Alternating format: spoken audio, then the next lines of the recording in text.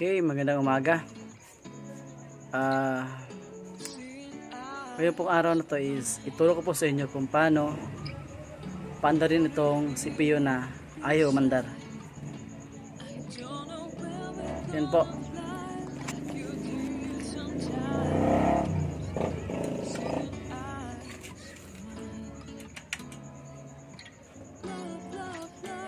Ayaw.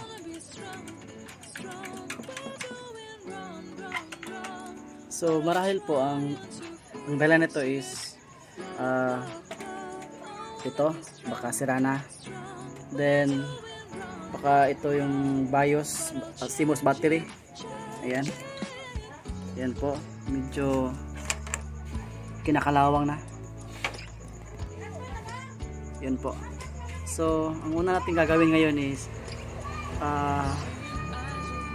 check muna natin ito. Pero ako sigurado ako na hindi ito sira kasi bago lang pala ito. Okay. Okay, unplug muna natin. Yan. Tapos kunin natin yung CMOS battery. Yan.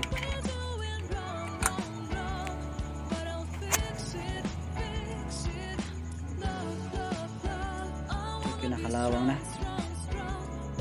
Yan.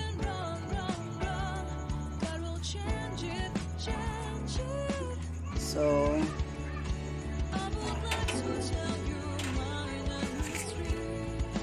okay.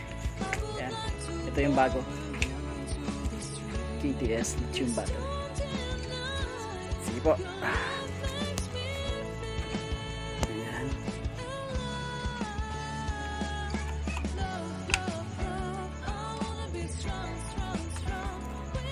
Siguraduhin yung nakasalpak na maayos. Ayan.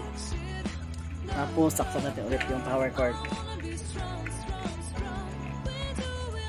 Ayan.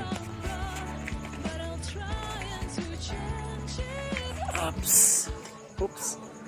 Ayan po, kusang maandar na.